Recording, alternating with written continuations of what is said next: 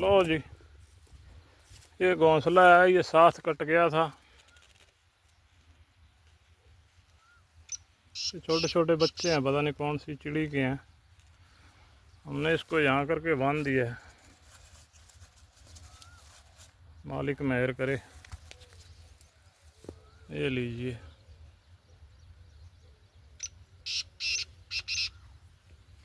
ये इनके ऊपर बना लेते हैं, फिर इनको काटते हैं ना। ये तो ध्यान आ गया एक मेरे। चलो किस्मत इनकी, बच्चे या नहीं बच्चे।